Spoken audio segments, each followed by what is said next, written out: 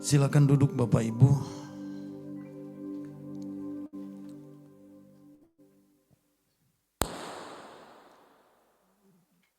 Mari lambaikan tangan bersama saya yang bersuka cita dan katakan bersama-sama, I'm the beloved of the Lord. Sekali lagi dengan keras, I'm the beloved of the Lord. Sekali lagi, I'm the beloved of the Lord. Yes, amen.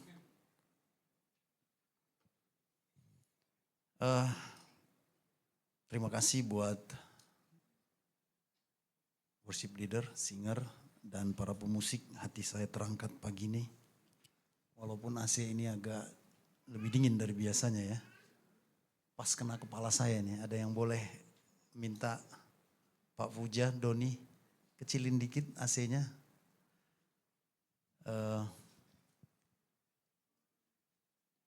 Saya bersyukur semua tim pelayan TFC benar-benar mendedikasikan dirinya untuk membuat ibadah kita ini memungkinkan saat ini dan kita merasakan berkatnya, amin. Saya bangga pada saudara-saudara semuanya, pada ketua-ketua jemaat, pada majelis. Thank you Gana sudah arrange musik kita. Terima kasih buat 3 anak gadis yang luar biasa menyanyikan. Itu lagu pasti menjadi lagu kesukaan saya. Karena liriknya luar biasa. Itu nyanyian iman saya. Ketika dunia berfalsafah, seeing is believing. Tapi kita, mata batin kita melihat. Bukan mata badan kita. Amin. Allah melakukan segala perkara untuk kita. Nah saudara, kita dapat format baru, kita challenge lagi pertumbuhan jemaat kita. Bukan hanya kuantitas tapi kualitas. Partner saya ini Ketua Donald mengusulkan saya untuk menyampaikan kebenaran firman Tuhan yang bertopik kontemporer. Jadi mulai nanti, sebetulnya mulai pertengahan tahun ini, ya,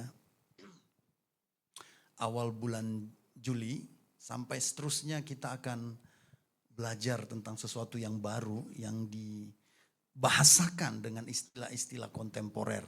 Saya beri judul seperti saat ini, flexibility. Kita mau bertumbuh lagi, tapi tetap dalam mindset atau belief system gospel of grace. Katakan sama-sama gospel of grace. Ya, jadi ketua tetap harus dibuat tuh gospel of grace karena memang semua muaranya di sana. Apapun katanya khotbah yang disampaikan di atas mimbar, pengajaran disampaikan di atas mimbar, seminar yang disampaikan di atas mimbar, kekristenan berdiri atas Injil kasih karunia. Amin. Itu doktrin pertama dan doktrin utama. Saudara boleh lupakan semua doktrin gereja manapun, tapi jangan pernah lupakan gospel of grace. Hanya itu. Kekristenan mainstream sepakat untuk itu. Terutama gereja kita, gereja Mas Penhar ke-7. Baik, saya gunakan slide ini. Kata flexibility tentu di kitab suci yang punya citra menerjemahkan bahasanya itu secara klasik. Tentu tidak ada karena bahasa ini bahasa modern, bahasa kontemporer. Tapi apakah flexibility bukan menjadi pekabaran kitab suci? Apakah bukan dari buah iman Kristen? Oh tentu. Galatia pasal 5 ayat 20 sampai 22 itu adalah buah roh. Orang mendaftarkannya ditambah dengan dari Roma, kitab Roma pasal 13 kalau nggak salah dengan Efesus, kitab Efesus ada 19 buah roh. Tapi itu yang tercatat. Saudara tahu arti buah roh itu yang saya ungkapkan kepada saudara beberapa waktu yang lalu. Buah roh itu hasil keintiman kita dengan Tuhan yang adalah roh. Allah berintimasi dengan kita, maka benih ilahi masuk ke dalam batin dan jiwa kita, lalu roh kita berbuah benih ilahi itu. Jadi semua yang telah intim dengan Tuhan, dengan otomatis seharusnya di dalam alam roh, sifat-sifatnya itu akan seperti sifat Tuhan. Karena Allah melahirkan dia lewat benihnya. Amin. Nah jadi buah roh itu bukan hanya 19 sebetulnya. Itu yang terungkap saja. Jadi intinya segala yang positif, segala yang membangun, segala yang baik, segala sesuatu yang meaningful bagi anak-anak manusia itu buah roh Allah. Amin. Nah jadi flexibility, kita mau belajar tentang hal yang luar biasa dari perkara ini. Saya mau ke slide 2 sebelum terakhir dulu ya. Ini.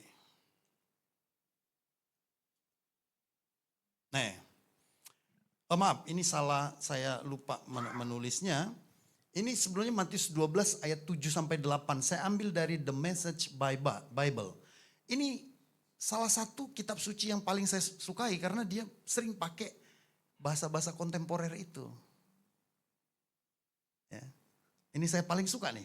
Nah saudara kalau sering lihat saya khotbah ya, saya pakai ini karena dia lebih ini. Jadi kalau dalam bahasa Indonesia, coba boleh sama-sama baca bahasa Indonesia dulu. Bahasa Indonesia, yuk. Matius 12 ayat 7-8 bilang begini. Saudara tebak ini cuplikan dari apa? Jika memang kamu mengerti maksud firman ini, yang ku kehendaki ialah belas kasihan dan bukan persembahan. Tentu kamu tidak menghukum orang yang tidak bersalah. Ayat 8, karena anak manusia adalah Tuhan atas hari Sabat. Ini adalah potongan dari kisah ketika murid-murid Yesus berjalan menyusuri ladang gandum, pinggiran ladang gandum. Mereka sambil memetik bulir gandum lalu memakannya. Jadi mereka dihakimi oleh orang-orang yang melihat mereka, orang Yahudi, ahli Taurat dan orang Farisi, komplain kepada Yesus. Ya kan? Tentang hukum hari Sabat. Ada 39 khusus untuk hari Sabat. Lalu di breakdown lagi tuh nanti. Wah kalau saudara baca dalam Mishnah dan Talmud itu, saya sudah pernah tunjukin pada saudara. Ngeri-ngeri sedap membacanya ya. Nah salah satunya larangan itu adalah ini. Nah lalu Yesus mengucapkan kalimat itu tadi yang saya baca. Coba saudara perhatikan. Jika memang kamu mengerti maksud firman ini, yang kukendaki ialah apa? Belas kasihan dan bukan persembahan. Tentu kamu tidak menghukum orang yang tidak bersalah. Setelah berargumen panjang lebar, Yesus di atasnya. Lalu dia bilang karena anak manusia adalah Tuhan atas hari Sabat. Nah The Message Bible lebih kena ini. Terjemahannya begini. There is far more at stake here than religion. If you had any idea what this scripture mean, I prepare a flexible heart to an inflexible ritual. You wouldn't be nitpicking like this. The Son of Man is no yes man to the Sabbath. He is in charge. Ada jauh lebih banyak yang tidak dipertaruhkan di sini daripada agama. Oke? Karena memang konteks orang-orang pada waktu itu berkiblat kepada doktrin agamanya. Hukum Taurat begitu ketat.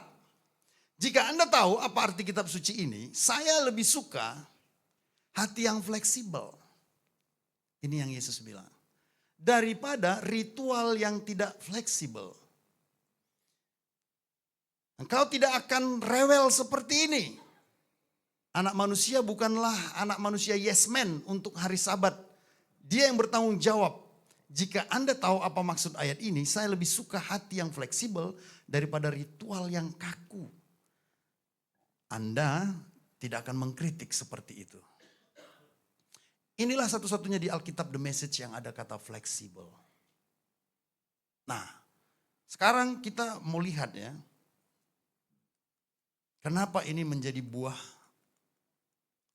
roh atau buah iman Kristus kalau kita percaya. Jadi saudara tahu arti fleksibel? Flexibility means the ability to move naturally, change direction easily, and compromise when appropriate. Terjemahannya begini, fleksibilitas berarti kemampuan untuk bergerak secara alami, mengubah arah dengan mudah, dan berkompromi bila perlu. Pernah nonton Fantastic Four? Ya, ada siapa itu yang pemimpinnya itu? Atau nonton film Jim Carrey itu? Ya, yang suka nonton. Saya nggak suka nonton, cuma kebetulan aja ngelihat gitu. Jim Carrey atau siapa itu yang Fantastic Four itu, jadi tubuhnya fleksibel, lentur. Sama-sama katakan lentur. Jadi bisa diputar-putar, kepalanya bisa diputar ke kiri, ke kanan, bisa 180 derajat. Nah sekarang saya mau tanya kepada saudara. Coba bayangkan apa keuntungannya kalau kita punya tubuh yang lentur. Yang kita bisa memutar kepala kita 180 derajat ketimbang yang hanya bisa 45 derajat. Siapa yang bisa 180 derajat kepalanya di sini? Boleh kata. Ada yang lebih 45 derajat? Saya lihat di Google ada loh. Tahu beneran atau apa enggak itu ya? Ya ini saya batasnya ini nih. Gak bisa lagi nih. Nah, coba mana yang lebih menguntungkan untuk menjalani hidup? Yang punya kepala bisa diputar 180 derajat, 360 derajat atau yang cuma 45 derajat? Mana? Iya, coba ada yang bisa bantu saya? Coba sebutkan apa aja keuntungan kira. Cewek-cewek. Oh ya pendeta, kalau saya digosipin di belakang saya bisa langsung putar kepala saya. Ya kan? Bisa langsung lihat, apa lo? Ngomong apa lo? Gitu. Apa? Iya, nggak perlu pakai kaca spion. Kita bisa daftarkan banyak keuntungan kalau kita punya tubuh fleksibel. Kepala fleksibel, tangan yang fleksibel dan lain sebagainya. Jadi jelas flexibility itu ya lentur. Amin. Dia lentur. Jadi sebetulnya lentur itu menjadi lentur atau menjadi fleksibel itu membuat kita menjadi tahan. Sama-sama katakan tahan atau bertahan. Ada seorang penulis bernama George Eno. Ini saya ada bukunya. The End of Trauma. Saya tiba-tiba membaca satu kutipan bagian akhir. Terjemahan begini. Bertahan atau beradaptasi, survive adalah hasil akhir. Itu bukan sesuatu yang kita cari. Oh, enggak ada orang yang begini. Aku mau cari supaya aku bisa bertahan. Aku mau mencari sesuatu yang aku bisa buat bertahan.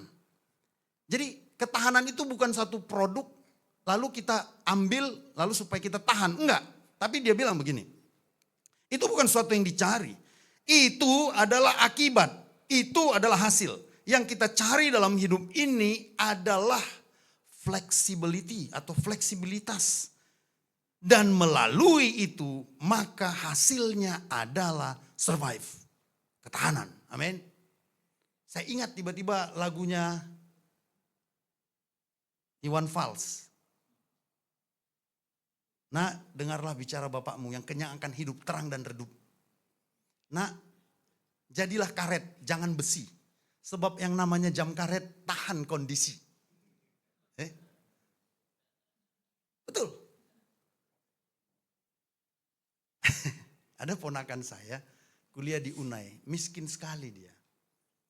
Waduh, dia berusaha makan kalau bisa 1 kali sehari. Karena dia ditinggalkan oleh papanya, ibunya penjual sayur, dia punya adik 3. Jadi dia 4. Dia anak paling besar dan dia berusaha kuliah di Unai. Gak ada yang tahu kalau dia itu susah sekali, tapi dia tetap bersahaja. Ini luar biasa, luar biasa. Kapan-kapan saya bawa dia ke sini. Bayangin waktu itu dia mau jual buku ke Kalimantan, hanya beda tiket 10.000 aja, dia batalkan yang udah diambil ipar saya. Karena dia bilang kurang uangnya 10.000, saking miskinnya. Dan saudara tahu, tiba-tiba dia minta tolong sama saya untuk beliin sepatu. Di mana cari sepatu? Yang sepatu bagaimana? Dia tunjukin satu foto, itu foto sepatu karet saudara. kenapa kamu beli sepatu gini? Ini aneh lah nanti kamu diunai pakai ini. Ini soalnya bisa tahan 15 tahun bang, katanya. Dia pakai sepatu karet, dia gak peduli modelnya bagaimana, dia mau tahan. Karena dia merasa dia miskin, aku harus bertahan hidup, karena aku nanti habis kuliah juga harus kuliahkan, harus sekolahkan adik-adikku. Dan dia bertemu pasangannya dan jadi orang hebat. Ada di conference DKI sekarang. Jadi proses pertama kita, ketika kita mau menjadi orang yang fleksibel, itu ternyata bergantung pada situasi yang kita sadari. Nanti fleksibilitas itu akan kita terasa maknanya, manfaatnya ketika kita sadar situasi yang seperti apa. Contohnya tersesat di hutan, terombang-ambing di laut, terlibat dalam perang, kemarau panjang, musim hujan. Nah, di sini nih muncul nih. Ini fleksibilitas. Kita kalau jadi manusia fleksibilitas pasti akan terlihat. Nanti saya ke arah sana. Ini dia. Ini maksud saya. Kita sama-sama baca. 1, 2 ya. Bagi orang-orang yang lemah, aku menjadi seperti orang yang lemah, supaya aku dapat menyelamatkan mereka yang lemah. Bagi semua orang, aku telah menjadi segala-galanya, supaya aku sedapat mungkin memenangkan beberapa orang dari antara mereka. Ini adalah roh fleksibilitas. Paulus katakan, roh Kristus mendorongku untuk menjadi segala-galanya bagi semua orang. Berarti dia harus menjadi orang yang fleksibel. Karena kalau dia menjadi orang yang kaku, yang keras, dia tidak bisa ditekuk ke kiri. Kalaupun dia ditekuk ke kiri, karena dia kaku bisa patah.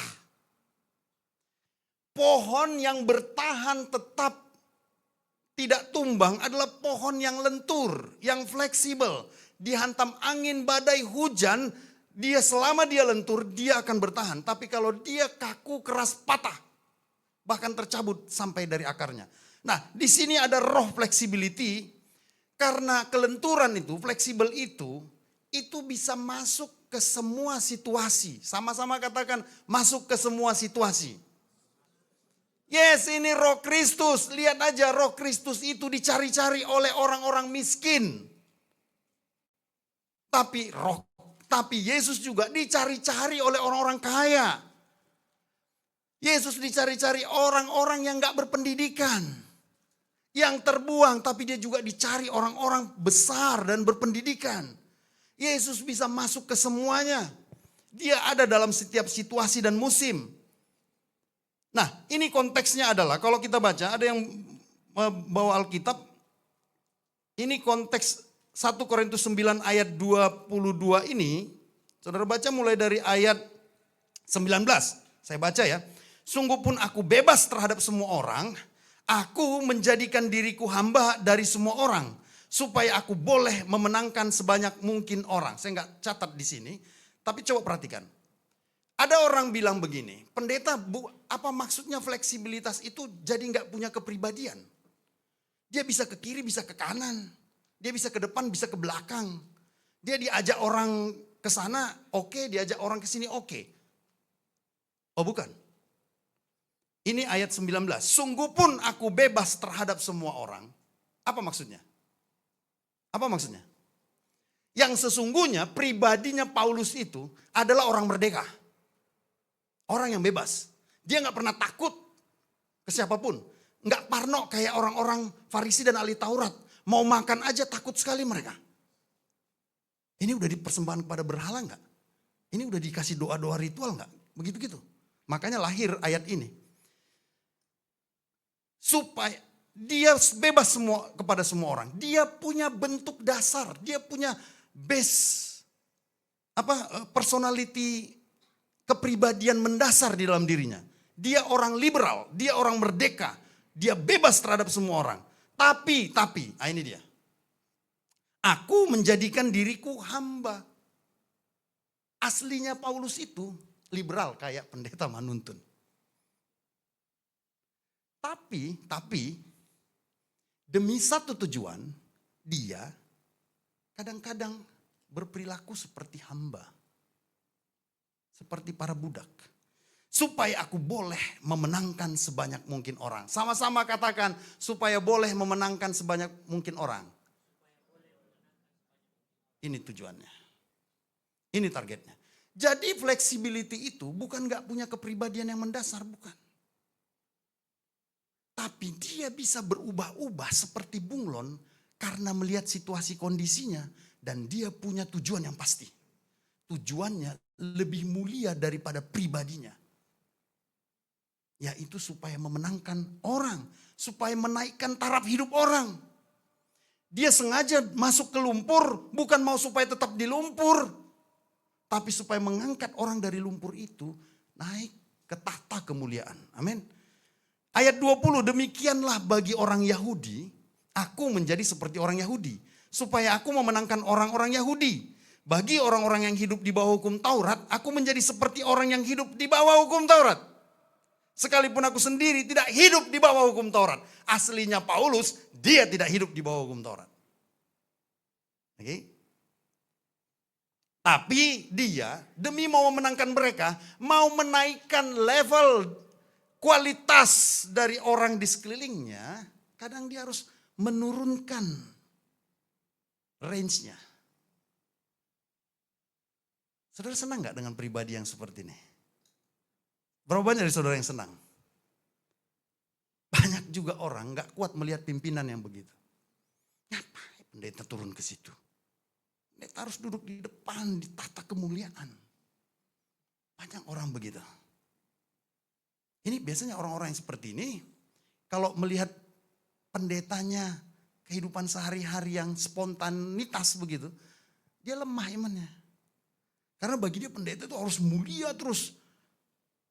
Kayak dia nggak seperti manusia gitu. Kayak setingkat di atas manusia. Jadi makannya kalau bisa jangan makan seperti kita gitu.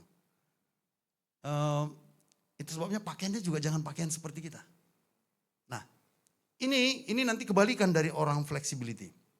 Sekalipun aku sendiri tidak hidup di bawah hukum Taurat, supaya aku dapat memenangkan mereka yang hidup di bawah hukum Taurat. Ayat 21, bagi orang yang tidak hidup di bawah hukum Taurat, aku menjadi seperti orang yang tidak di bawah hukum Taurat. Sekalipun aku hidup di luar hukum Allah, sama-sama, perhatikan ya. Sekalipun aku tidak hidup di luar hukum Allah, karena aku hidup di bawah hukum Kristus. Ini supaya informasi sama saudara.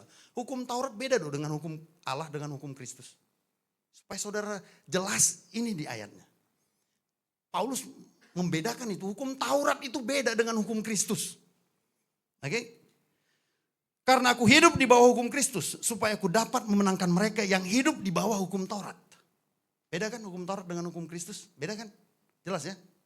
Tulus ya?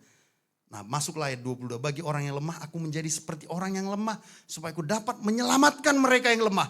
Bagi orang yang telah menjadi segala-galanya. Supaya aku dapat mungkin memenangkan beberapa orang dari antara mereka.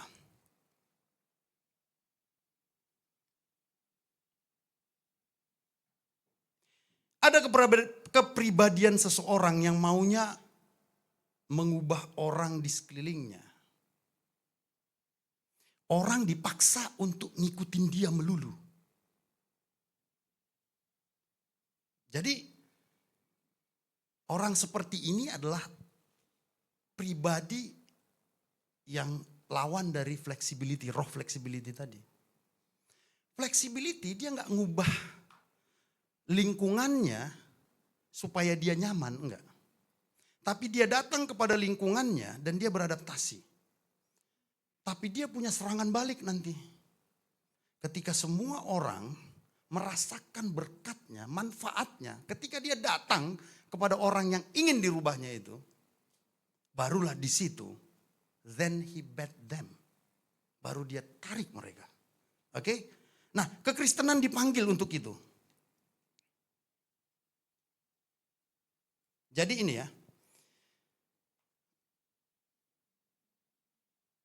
Apakah menjadi fleksibel itu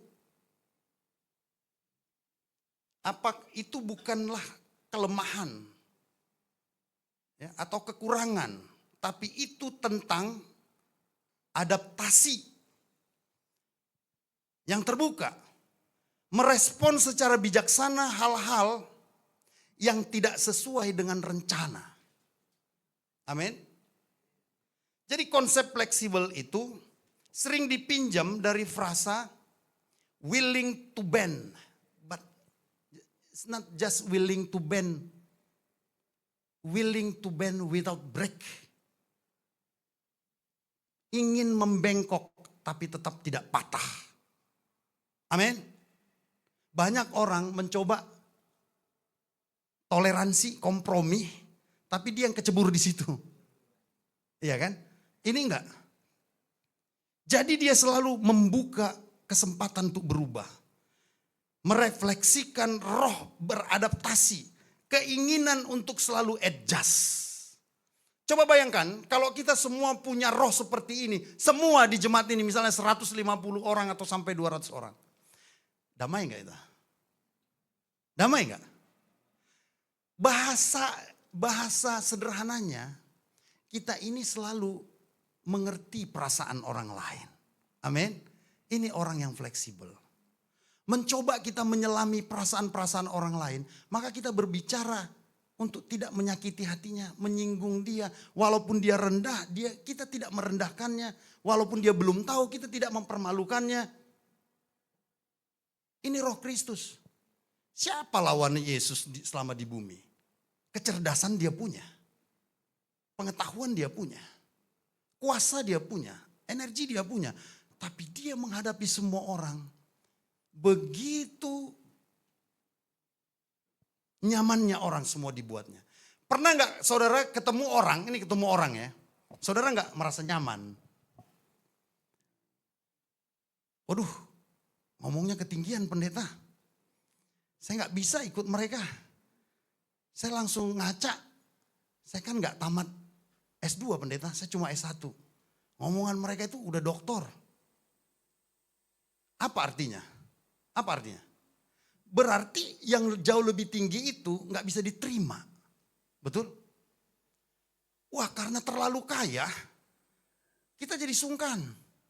Karena terlalu tinggi jabatannya, orang jadi nggak mau dekat. Bukan itu yang dimaksud. Orang fleksibel selalu punya tujuan. Sama-sama katakan tujuan. Sekali lagi tujuan. Gini saudara. Ini Jimmy Dean bilang, I can change the direction of the wind. But I can adjust my sails to always reach my destination. Tahu maksudnya apa? Angin gak bisa diubah. Mau kemana dia pergi. Yang bisa dia ubah, Jimmy Dean ubah adalah kemana layarnya itu. Kemanapun layarnya dia arahkan karena angin meniup layar itu. Maka dia akan tiba pada tujuannya. Amin. Kemanapun arah angin, kalau arah angin ke selatan, sementara dia mau ke utara, dia bisa putar sailnya itu. Supaya angin tetap membawanya ke utara. Dan sebaliknya begitu. Yang dia ubah siapa? Dirinya. Arahnya. Bukan arahnya. Yang dia ubah adalah perlengkapan kepribadiannya. Supaya tetap ada dalam rencananya. Amin. Itu sebabnya orang-orang fleksibel ini. Tujuannya tetap. Tapi rencananya bisa berubah-berubah. Amin. Ini gereja kita sudah lakukan itu. Kita banyak berubah. Kita cari yang adapted. Semakin beradaptasi, semakin bisa diterima, kita mau belajar ke sana. Kita nggak rigid, nggak kaku. Betul? Tujuan kita tahu. Tujuan kita adalah membawa semua orang yang datang untuk menyembah, betul? Bukan untuk menjadi penonton. Ngomong-ngomong, saudara bisa bedakan penyembah dengan penonton? Siapa yang datang ke sini? Coba pikirkan beberapa detik. Saudara telah datang beberapa kali atau telah selama ini datang ke TFC, menyembah atau nonton? Siapa yang menyembah? Dari mana saudara tahu saudara menyembah?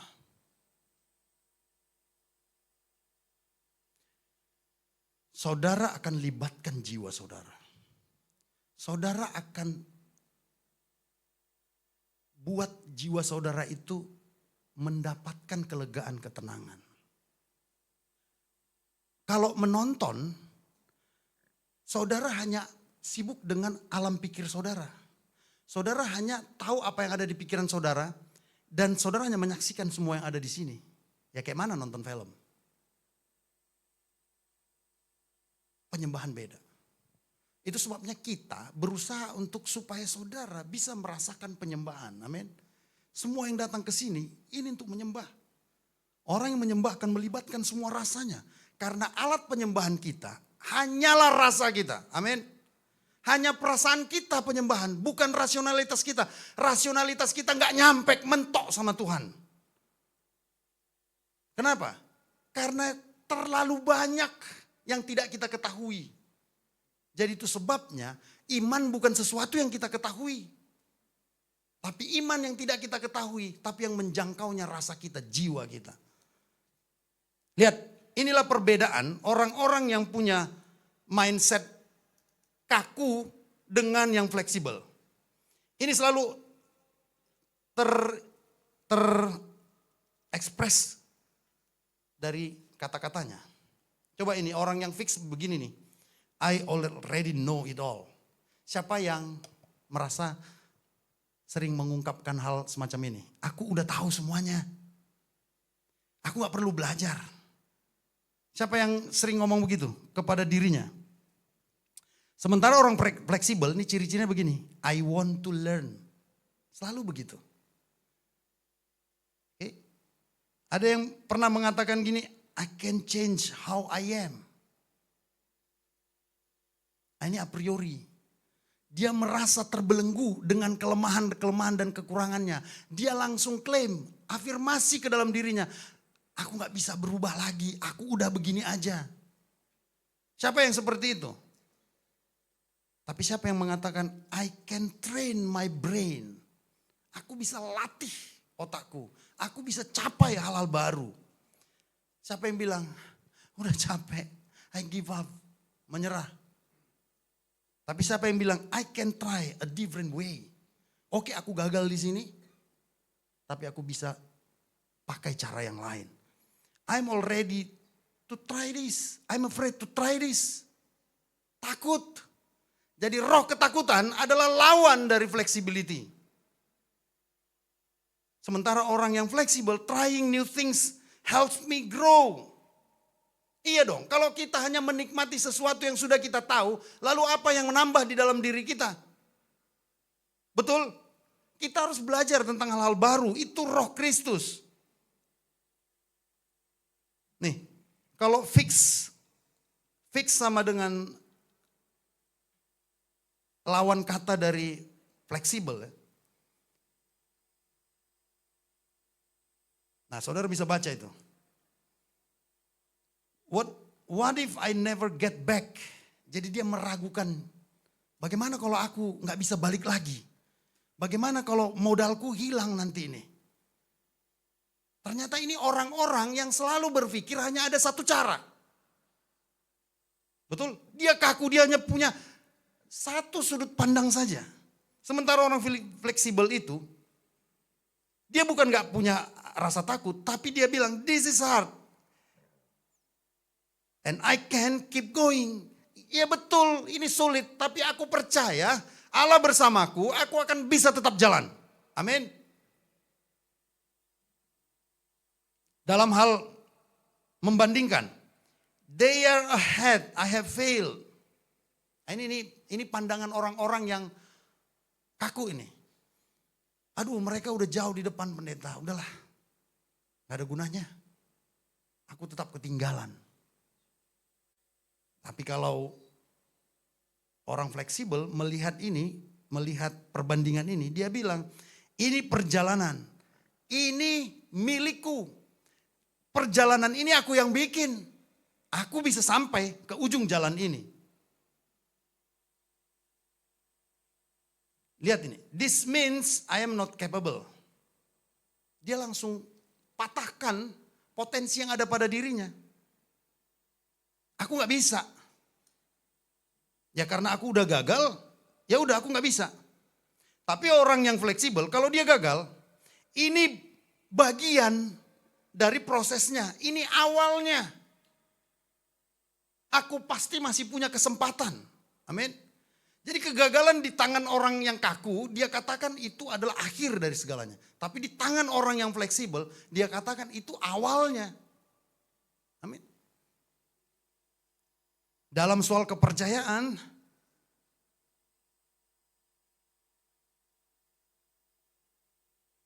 pemulihan haruslah cepat dan tanpa cacat celah.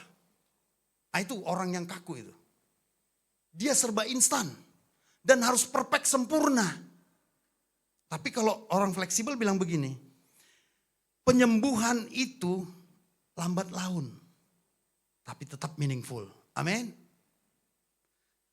Coba bayangkan yang sebelah ini kita terapkan di gereja. Asik gak kita? Kita jangan ngomong asik-asik aja tapi kita gak punya roh seperti ini. Tetap gak asik saudara. Kita ngomong asik-asik aja tapi tetap juga gak asik. Kenapa? Ya karena gitu. Salah dikit kita komplain. Komplainnya gak jelas. Ya kan? Makanya kita perlu di sini menyadari bahwa kalau mau asik-asik aja itu adalah hasil, itu dampak. Tapi menjadi fleksibel, itulah yang akan menuntun kita pada proses menuju hasil itu. Nah saya lewatkan saja ini, begini, kita punya tujuan, tetap pertahankan tujuan kita. Makanya tujuan itu gak pernah berubah. Tapi cara mencapai tujuan itu, itulah yang boleh berubah-ubah. Visi kita tetap, kita mau mendapatkan rasa penyembahan ketika kita berjamaah. Yang sepakat katakan amin. Tapi caranya bisa berubah-ubah. Kita bisa lewat sini, lewat sana. Ini penganut paham banyak jalan ke Roma. Kalau orang fleksibel itu. Siapa yang seperti itu? Boleh angkat tangan? Puji Tuhan. Hampir setengah. Aman saya berarti di gereja ini. Karena saya suka hal-hal baru. Oke? Seperti air. Coba lihat. Air mau ditaruh dimanapun. Dia ngikuti wadahnya. Dia adapted. Dia beradaptasi. Stay fluid. Stay flexible. Life flows better that way. Jadi ini kalau mau saudara lihat cara tes kepribadian saudara. Apakah saudara fleksibel atau infleksibel. Begini. Saudara boleh berhenti. Dan tetap merespon. Tidak bereaksi. Tapi saudara tetap menerima semua orang sebagaimana dia ada. Amin. Gak tiba-tiba ada yang gak pas di hatinya langsung leave at group. Ya kan? Block. Quit. Sorry ya saya berhenti dulu dari tim ini. No. Bagaimana supaya kita menghandle, ya kita punya potensi loh itu untuk menjadi tidak fleksibel. Jadi ketidakfleksibelan itu menghasilkan stres, frustrasi, menghambat pertumbuhan pribadi kita, merusak hubungan kita, membuat kita nggak move on. Stuck di masa lalu. Siapa yang ngalami seperti ini boleh angkat tangan? Nggak ada. Jangan diafirmasi ini. Tapi ini ciri-cirinya. Saudara kalau terjebak di sini, segera sadar bahwa bukan roh Kristus ini. Bagaimana kita menggali roh fleksibilitas kita. Terus berlatih.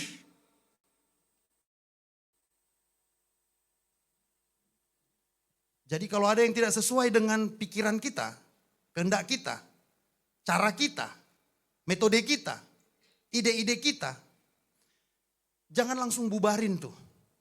Baik orang lain ataupun dirimu. Sabar, tunggu. Belajar, tunggu, biarkan situasi itu berlanjut. Karena belum tentu memang kita yang benar. Saya sudah banyak belajar mengukur segala sesuatunya.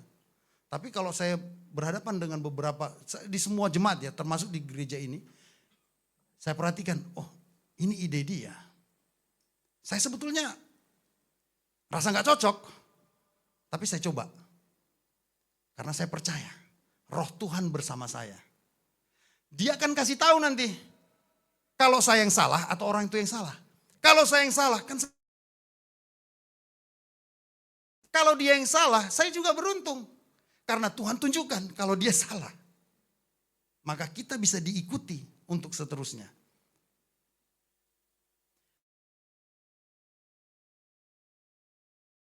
Orang yang responsif, reaktif.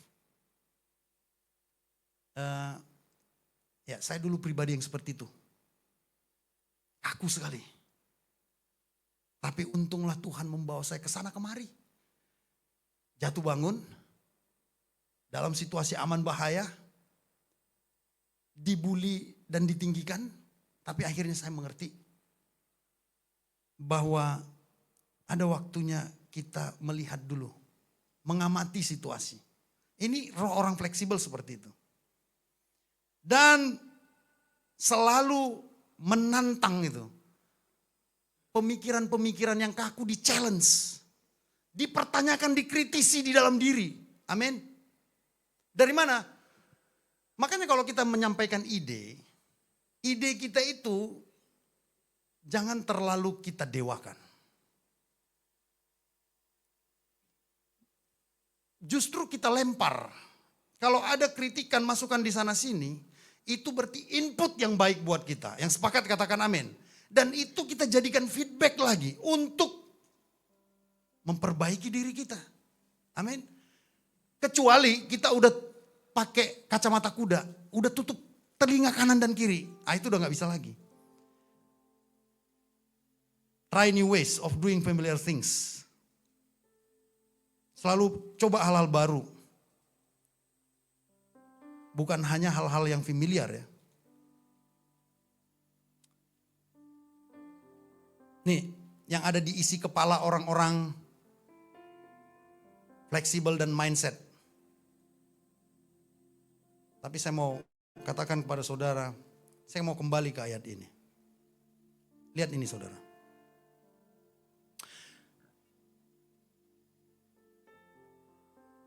Di banyak agama, khususnya di gereja kita sering mengikatkan diri kepada agama. Sebabnya kita beragama. Baik. Tapi ada perkara yang jauh lebih baik, yaitu beriman. Amin. Nah, beragama itu cenderung kita terikat oleh kredo, dogma, ajaran. Sementara yang menyusun kredo dogma itu adalah nenek moyang kita. Yang dia juga melihat semua situasi dan kondisi di sekelilingnya. Yang sudah mungkin 100 tahun, 200 tahun, 300 bahkan 1000 tahun dari hidup kita saat ini. Nenek moyang kita manusia yang seperti kita. Kalau dia dulu bangun rumah, kita pun kan bisa bangun rumah juga hari ini. Betul nggak? Apakah rumah yang ditempati nenek moyang kita dulu, kita mau tiru persis seperti itu? Ada yang mau? Enggak ada kan? Tapi kenapa sering sekali dogma itu enggak bisa kita perbaiki saat ini? Nah, kenapa Yesus sampai katakan itu? Jadi dengar, salah satu kenapa orang menjadi kaku, orang menjadi tidak fleksibel, kenapa orang menjadi patah arang, kenapa orang tidak menjadi lentur? Karena dia nggak ngerti tujuan apa yang sedang dia percayai.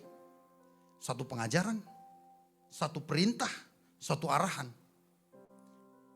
Orang yang mengerti tujuan, inilah yang akan tiba pada roh flexibility ini. Tujuan Yesus memberikan hukum hari Sabat, ya, Yesus Kristus yang telah menciptakan itu. Supaya apa katanya? Yang ku kehendaki adalah belas kasihan. Amin. Jadi kalaupun imam-imam ahli Taurat, Musa dulu bikin itu dengan ratusan ketentuan, perintah larangan. Ditanya perintah dan larangan dan ketentuan itu, harus dipertanyakan apakah sudah dipenuhi tujuannya, yaitu belas kasihan. Betul tidak? Itu yang benar. Jadi bukan sekedar menjalankan perintah. Di sini ada banyak orang hukum. Memang perintah itu mutlak, hurufiah, huruf per huruf harus diterjemahkan. Tapi semua hukum dibuat untuk mensejahterakan manusia. Kalau sampai hukum tidak lagi mensejahterakan hidup manusia, siapa yang berubah? Apa yang berubah? Ya hukumnya yang berubah. Betul tidak? Karena tujuannya enggak pernah berubah. Sama-sama katakan amin. Tujuan Tuhan memberi hukumnya supaya kita sejahtera. Tapi kalau sudah tidak sejahtera lagi, loh kenapa tidak sejahtera pendeta? Ya sudah berubah. Sudah banyak sekeliling yang berubah. Maka jangan sampai kehilangan tujuan. Saudara tahu apa arti dosa? Ada 6 terjemahan kata dosa dalam bahasa Ibrani. Saya sebut saja salah satunya adalah hamartia. Hamartia ini dianalogikan seperti seorang pemanah. Dengan busur dan panahnya dia lepaskan anak panahnya mengenai target. Target yang ada titik di tengahnya. Jadi kalau seseorang pemanah melepaskan anak panahnya tidak sampai ke titik tengah itu, itulah yang disebut dengan hamartia. Error. Betul? Nah itu sebabnya saya mau katakan kepada saudara. Kalau kita nggak nyampe pada tujuan, 1000 kali kita lakukan hukum Tuhan, hukum Taurat itu dengan detil-detil, itu tetap dosa. Itu error. Amin. Cek semua. Cek semua. Apa yang saudara lakukan. Kalau tidak pada tujuan yang semula, maka sebetulnya saudara sedang melakukan kesalahan. Sekalipun tampaknya saudara melakukan dengan pasti. Nah itu sebabnya Tuhan gak mau pakai lagi hukum Taurat mendidik kita. Dia mau pakai hukum Kristus. Sama-sama katakan hukum Kristus. Oh ya itu beda. Nah, ini hukum Kristus. Ini hukum Tuhan ini. Yeskel 36 ayat 25 sampai 27. Aku akan mencurahkan kepadamu air jernih yang akan mentahirkan kamu dari segala kenajisanmu. Dari semua berhalamu. Aku akan mentahirkan kamu. Kamu akan kuberikan hati yang baru. Dan roh yang baru di dalam batinmu. Dan aku akan menjauhkan dari tubuhmu hati yang berkeras. Dan kuberikan kepadamu hati yang taat. Lihat, hanya pekerjaan roh. Roh itu gak ada bentuknya saudara. Dia akan masuk kepada apa saja. Tapi kalau dia bekerja di dalam batin dan jiwa kita, maka dia akan memberikan kita hati yang baru. Bukan hati yang keras. Rohku akan kuberikan diam di dalam batinmu. Dan aku akan tetap membuat kamu hidup menurut segala ketetapanku. Dan tetap berpegang pada peraturan-peraturanku dan melakukannya. Jadi roh dulu. Bukan dibalik ketetapan dan peraturan dulu. No, kita akan gagal, selamanya gagal. Tapi roh dulu. Roh yang akan menyanggupkan kita melakukannya. Amin. Karena kalau kita melakukan hukum itu, kita pasti fokus kepada tujuannya. Maka fenomenanya, saudara tidak akan melihat lagi orang yang taat kepada hukum, tapi menghakimi dan menghukumi saudara. Karena itu bukan tujuan Allah sejak semula. Anyway, yuk kita belajar lagi. Banyak loh yang membuat kita gagal dalam hidup ini. Berkali-kali kita gagal. Tapi percaya gak? Roh flexibility itu sangat dibutuhkan. Diperlukan. Di mana? Di gereja ini.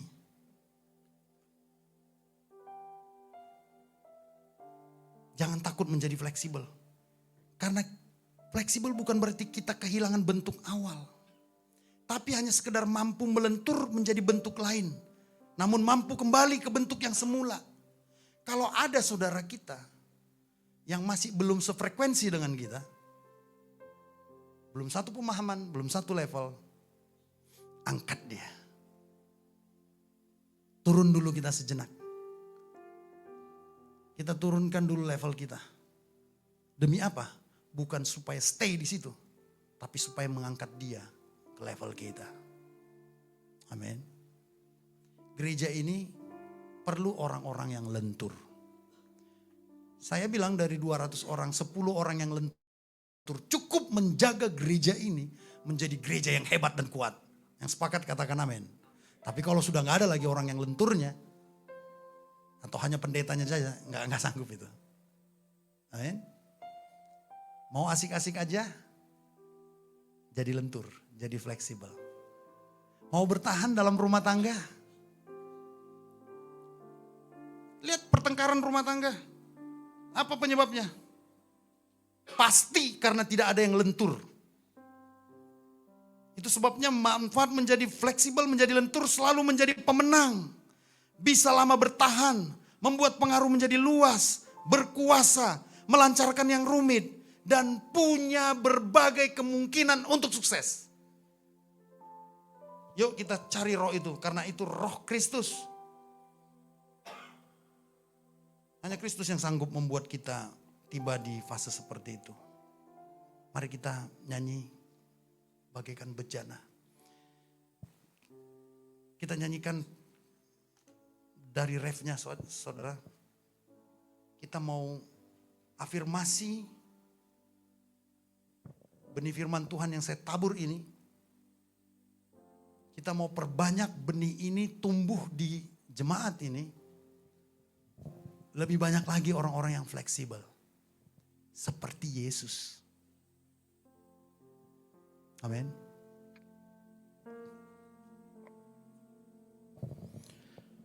Ku mau seperti-Mu, Yesus, disempurnakan selalu.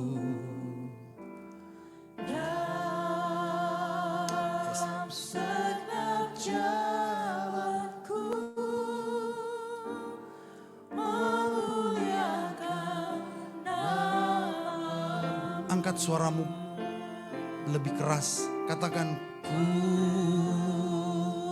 mau seperti-Mu, Yesus.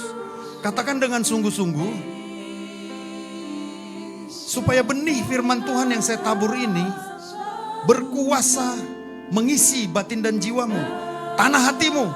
Firman itu akan bertumbuh, berkecambah dan berbuah. Kau menjadi pribadi yang fleksibel.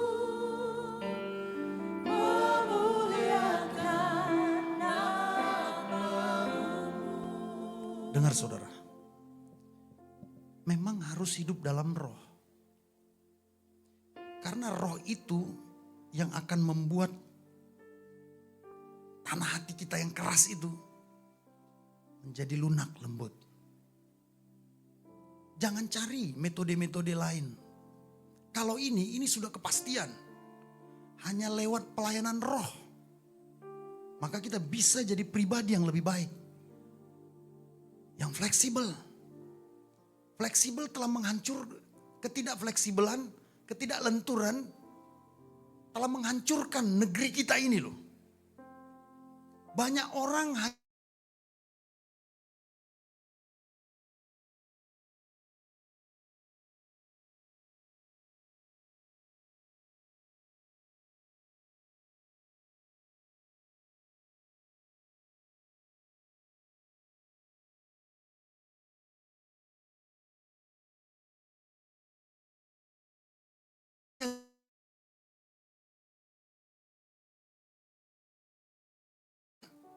roh Tuhan yang menjadi kiblat iman kita.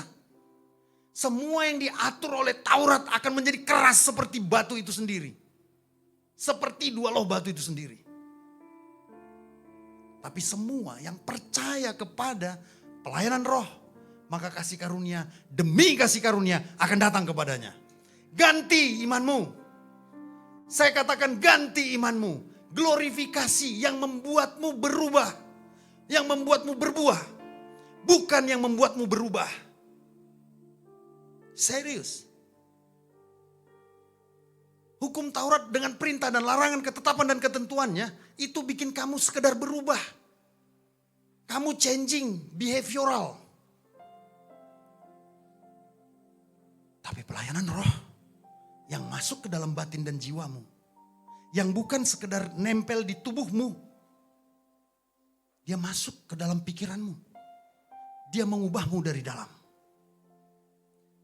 Itu sebabnya orang yang hidup dalam roh berbuah. Orang yang hidup di bawah hukum Taurat berubah. Orang berubah bukan berarti dia berbuah. Berbuah adalah pekerjaan dari dalam. Amin. Kita akan menjadi lentur. Lentur membuat kita naik ke puncak-puncak kemuliaan.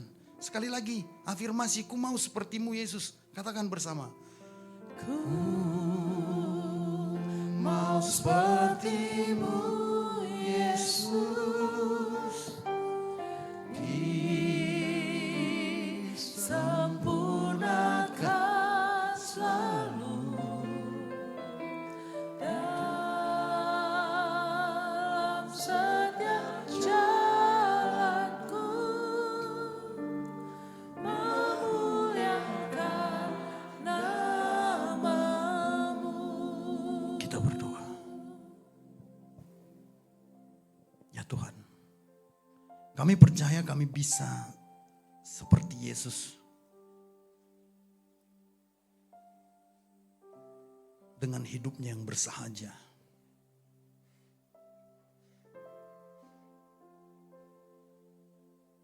Hidup itu telah memberikan nilai-nilai yang baru.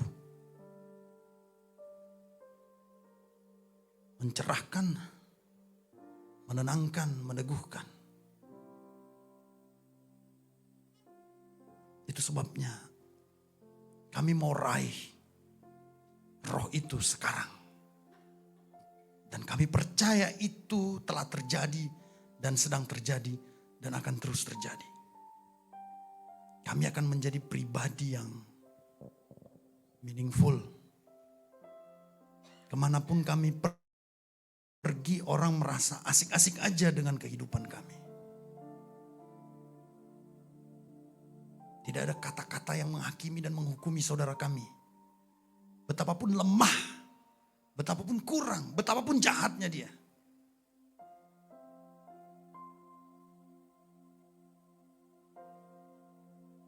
Sebagai tanda bahwa kau ada bersama dengan kami. Dan telah menghisapkan rohmu ke dalam batin dan jiwa kami.